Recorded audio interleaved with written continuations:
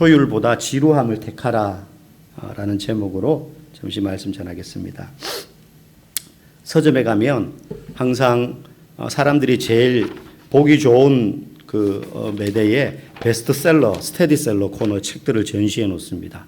근데 가면 이렇게 장르별로 이렇게 전시를 해놨어요. 뭐 인문학, 소설, 에세이, 뭐 뇌과학, 뭐 이런 식으로 이렇게 아니면 철학, 종교 장르별 베스트셀러들이 있는데 장르를 불문하고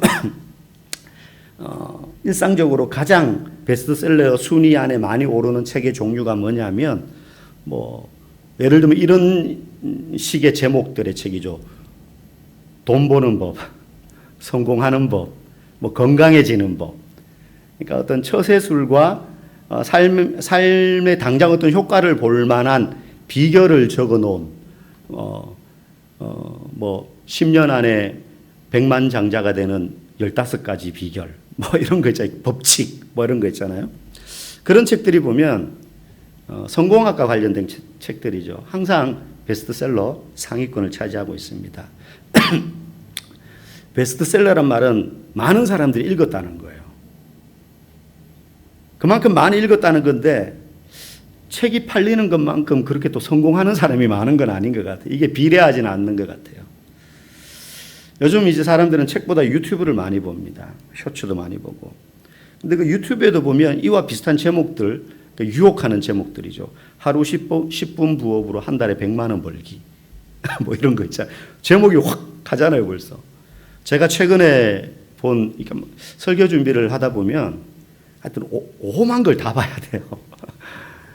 간증도 보고 메일도 확인하고 그런 유튜브에 어떤 게 유행하는지도 보고 어떤 유머가 있고 이런 것도 보는데 제가 최근에 본 유튜브 썸네일 중에 진짜 제목이 그랬어요. 하루 10분 부업해서 1,000만 원 벌기. 100만 원이 아니라 1,000만 원 벌기. 제가 그래서 영상 이게 사기인가 진짜인가 싶어서 끝까지 다 봤어요.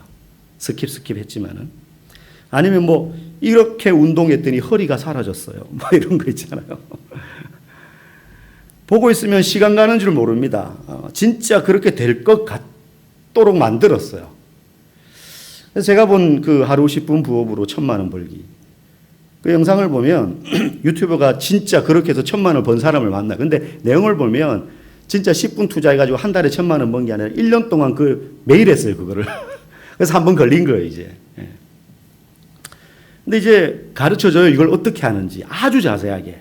뭐가 필요하고 이걸 준비하는데 얼마가 들고 또 어떤 사이트에 들어가서 로그인은 어떻게 하고 뭐죠 그 소상공인 뭐라 그러죠 그 장사할 수 있는 그 허가증 이건 어떻게 받고 굉장히 자세하게 가르쳐주고 혹시 이게 사기가 아닌가 싶어서 중개해주는 그 웹사이트가 사이트만 있고 실체가 없을 수 있으니까 그 회사까지 찾아가서 대표하고 인터뷰도 하고 어떤 식으로 이 일이 이루어져서 내게 현금이 들어오는지 그 과정까지 굉장히 자세하게 가르쳐 줍니다.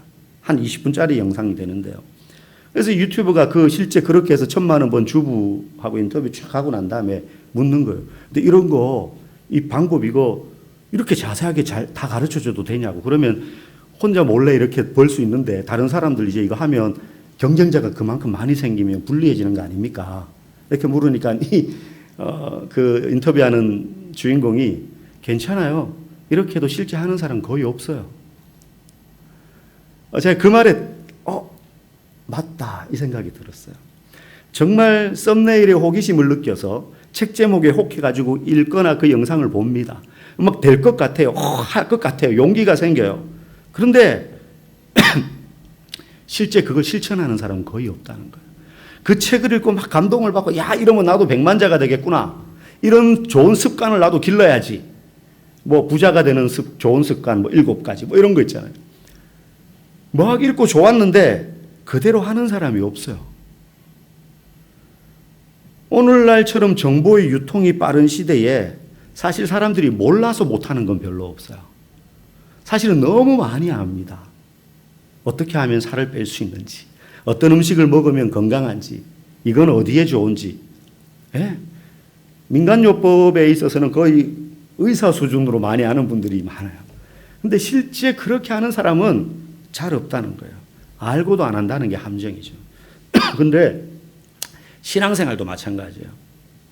성경을 읽다가 보면 하나님이 복을 주시거나 벌을 주시는 내용이 많이 나옵니다. 구약에 보면.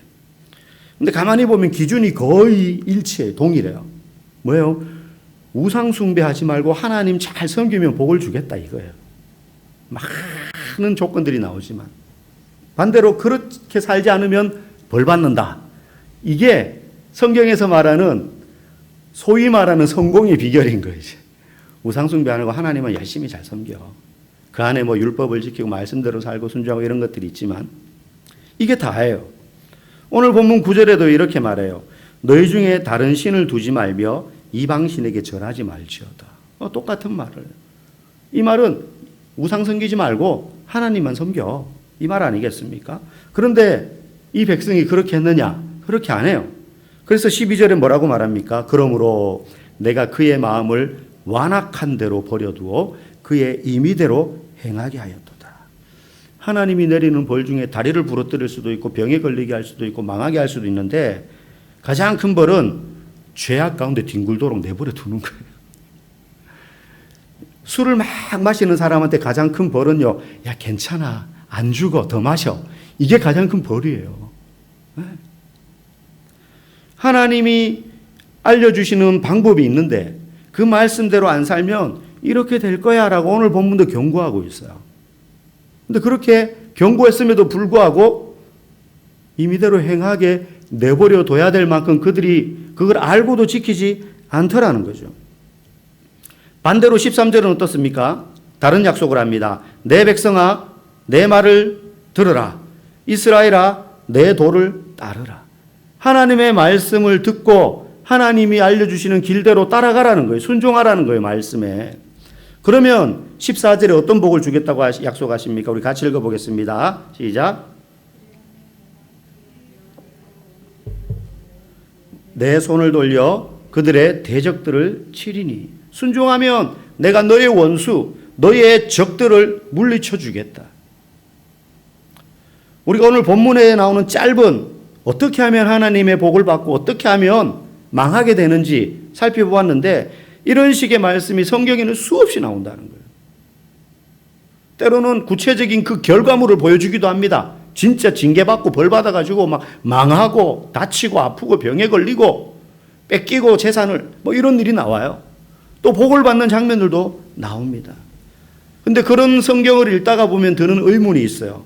아니 이걸 뻔히 알면서 한 번, 두 번 이야기한 것도 아니고 한 서너 장 넘어가면 그런 얘기 나옵니다. 성경에. 네. 그런데도 왜 이스라엘 백성은 하나님께 순종하지 않았을까? 이들이라고 복 받는 것보다 벌 받는 게 더 편할 리는 없을 텐데 말이죠. 중요한 건 몰라서 못한 게 아니라 알고도 안 했다는 거예요. 오늘 11절 말씀에 힌트가 나옵니다. 우리 같이 읽어보겠습니다. 내 백성이 내 소리를 듣지 아니하며 이스라엘이 나를 원하지 아니하였도다. 하나님의 말씀을 듣지 않고 하나님을 원하지 않았다는 거예요.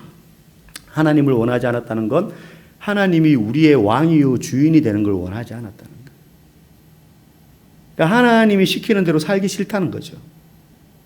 하나님의 말씀이 안 들려서가 아니에요. 그들의 조상 때부터 귀가 따갑도록 출애굽과 가나안 정복 이야기를 들으면서 하나님이 어떤 일을 행하셨는지를 너무 많이 들어서 잘 알고 있습니다. 근데 왜 순종하지 않았을까? 자기 조상들을 통해서 봤잖아요. 들었잖아요. 우리도 성경 읽으면 출애굽기나 사사기 같은 거 보면 그런 생각 들 때 있거든요. 야, 참 이 백성 진짜 징그럽게 말 안 듣는다. 아니 뭐 금붕어도 아니고 금방 잊어버리고 또 죄 짓는 거예요. 금방 잊어버리고 죄 짓는. 사사기 400년 역사가 이게 반복이에요. 반복 계속. 한 7사이클이 이게 반복이 돼요. 막 죄 짓다가 막 하나님이 벌을 내려요. 대적들에게 막 괴롭힘을 당해요. 그럼 살려달라고 회개해요. 그럼 사사를 보내주셔서 구원해요. 그럼 또 평화를 누려요. 그러다가 또 평화가 지속되면 그게 은혜인 줄 모르고 당연한 줄 모르고 또 자기들 마음대로 살아요. 자기 소견에 오른 대로. 그러다가 또 대적들을 통해서 또 괴롭힘을 당하면 또 하나님 도와. 이게 사사 400년 기간 동안 계속해서 돌아가는 사이클이었어요. 그래서 사사기나 출애굽기를 읽으면 광야에서의 모습. 아니 멍청하게 왜 이게 어려워? 이걸 몰라? 왜 아는데도 이게 못 지키지? 뭐 이런 생각이 들 때가 있다는 거예요. 왜 그러냐는 거죠. 두 가지 이유가 있습니다. 첫 번째는 비슷한데요. 사람들은 당장 눈에 보이는 세상의 것이 보이지 않는 하나님보다 내게 더 가깝다고 느끼기 때문에 세상에서 오는 좋아 보이는 것들이 보이지 않는 하나님이 언제 주실지 모르는 것 같은 그 무엇보다 더 실제적이고 가깝게 느껴지기 때문에. 그리고 두 번째는 우리 안에 욕망이 있어요. 무슨 욕망이냐? 이왕이면 좀 더 쉽고 이왕이면 좀 더 편한 길을 택하고 싶어하는 욕망이에요. 당연하지 않겠습니까? 등산을 가면 일부러 험한 길을 왜 찾아? 물론 이제 저 히말라야나 뭐 에베레스트산 등정하는 그런 프로 산악인들은 남들이 안 간 미개척지를 올라가는 걸 더 가치 있게 여기죠. 그래서 최초로 어디 봉우리를 해서 거기를 정복했다. 그러면 이제 이름 탁 석자 남기는 거예요. 근데 우리 같은 사람은 어떻습니까? 어디 뭐 좀 지리산이나 설악산 가면 좀 편한 길로 가고 싶지. 그래서 뭐 탑니까? 케이블카 타잖아요, 우리는.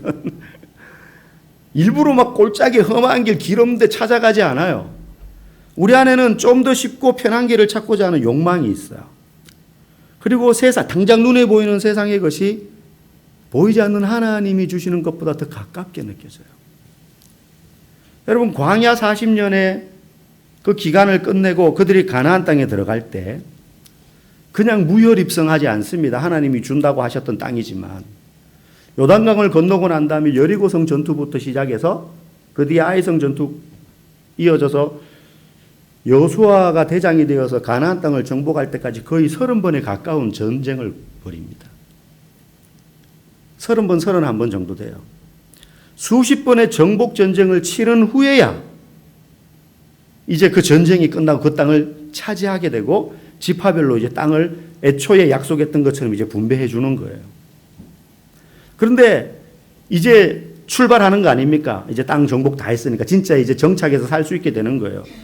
근데 이 첫 출발부터 이들은 방금 말씀드린 두 가지 쉽고 편한 길을 택하려고 하는 욕망과 눈에 보이는 세상의 것이 하나님보다 더 가깝게 느껴진다는 이 두 가지 이유로 불순종합니다. 우리 성경 구절 두 군데 찾아서 읽어보겠습니다. 화면에 나오죠. 여호수아 16장 17장인데 같이 읽겠습니다. 시작. 그들이 게셀에 거주하는 가나안 족속을 쫓아내지 아니하였으므로 가나안 족속이 오늘까지 에브라임 가운데에 거주하며 노역하는 종이 되니라. 그 다음 그러나 므낫세 자손이 그 성읍들의 주민을 쫓아내지 못하며 가나안 족속이 결심하고 그 땅에 거주하였더니 이스라엘 자손이 강성한 후에야 가나안 족속에게 노역을 시켰고 다 쫓아내지 아니하였더라.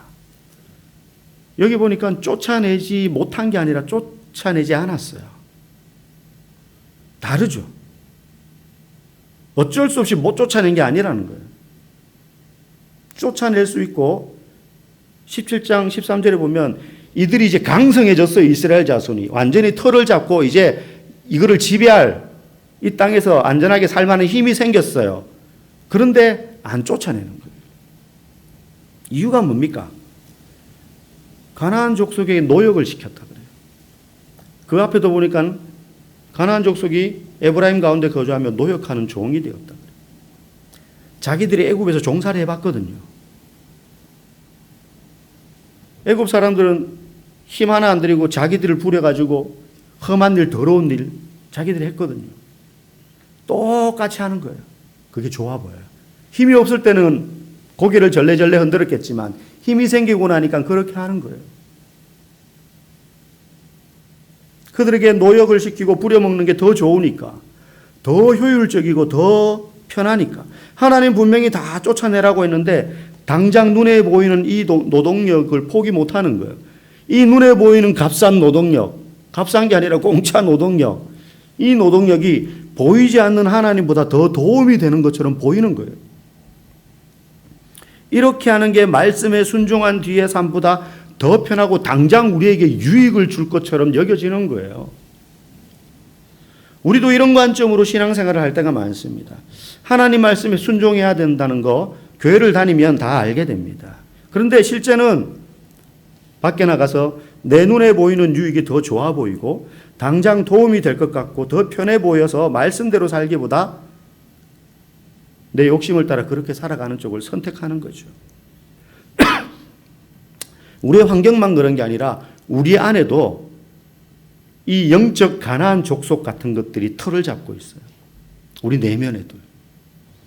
우리 안에는 잘못된 습관들, 못된 성품들이죠. 미워하고 분노하고 분쟁하고 고집 앞세우고 용서하지 않고 관용을 베풀지 않고 세상의 성공을 추구하려고 하고 이런 것들을 잘라내고 쫓아내야 되는 영적인 가난 족속이라는 걸 알지만 그 과정이 쉽지 않거든요. 차라리 그냥 안고 사는 게 오히려 편해 보이고 간단해 보여요. 그런 것들을 고치려고 막 기도하고 매달리고 변화시키기 위해서 애쓰고 노력하고 그러면서 인내하는 과정들은 힘들고 불편하고 언제 끝날지도 모르게 느껴져요. 그러니 우리는 당장의 편안함을 위해서 그러니 그냥 안고 가자. 성질대로 부리고 그죠? 당장 이게 더 편안하고 효율적이라고 생각하는 거예요. 그래서 하나님보다 내 욕망에 하나님 말씀보다 내 욕망의 소리에 더 우리는 귀를 기울이고 따라갑니다. 실제 우리는 성경을 꾸준히 읽는다는 것은 인기 드라마나 영화를 시리즈로 보는 것보다 훨씬 지루할 수 있습니다. 그죠? 이거 뭐 힘든 게 아니잖아요. 성경 읽는 게 막 땀 흘려야 되고 막 너무 몸이 고통스러워야 되고 뭐 그런 게 없어요. 그냥 펴서 눈으로 보면 돼요. 그럼에도 불구하고 몇 시간 동안 드라마나 내가 좋아하는 밀어놨던 영화 아니면 드라마 시리즈 시즌 1, 2, 3 막 나오는데 그거 막 하루 종일 보는 게 덜 힘들어요. 오히려. 왜? 안 지루하거든요. 매주 교회에 나가는 것은 맛있는 식당을 찾아다니는 것보다 훨씬 수고롭다고 우리는 느껴요. 차 타면 10분 만에 오는데 1시간, 2시간 차 타고 식당 찾아가는 거 그거 내일 갈 것도 아니고 또 갈 것도 아니고 한 번 가고 말 건데 그게 훨씬 재밌어 보이는 거예요. 교회 오는 건 지루해 보이는 거죠. 수고롭고. 근데 여러분 신앙은요 이런 효율, 효과, 편리함보다 지루하지만 인내하며 순종해 나갈 때 성장하는 것이라는 것을 여러분 꼭 기억하시기 바랍니다. 단기전이 아니에요, 신앙은.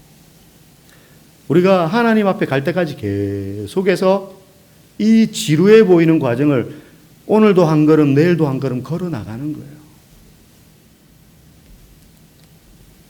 이 추운 날 헬스장에 운동하러 가는 거 힘들잖아요. 근데요, 막 길을 쓰고 가는 사람들이 있어요. 근데 따뜻한 집안에서 성경 읽자 그러면은 내일 읽자. 이게 어떻게 생각하면 뭔가 거꾸로 된 것 같아요. 만약에 추위를 무릅쓰고 막 이 밤에 교회 와야지만 성경을 볼 수 있다. 뭐 집에서 편안하게 따뜻한 데서 막 운동할 수 있다 그러면 여러분 뭘 하겠습니까? 집에서 따뜻한 데서 운동하는 것 택하겠죠. 때로는요, 고통을 참으면 눈물 골짜기를 지나가야 됩니다. 신앙의 길은. 그래서 우리는 우리의 신앙 성장과 영적 성숙을 위해서 또 하나님과의 깊은 사귐의 자리로 나아가기 위해서 그리고 그를 통해 얻게 될 진정한 복을 누릴 것을 기대하며 효율보다는 편리함보다는 지루함을 선택해야 됩니다. 여러분의 신앙이 효율과 편안한 길만을 찾아 그 순간의 즐거움과 재미를 따라가기보다 인내하며 말씀과 기도의 자리를 찾아서 하나님과의 깊은 교제를 통해서 신앙의 참된 기쁨을 누릴 수 있기를 주님의 이름으로 간절히 축복합니다.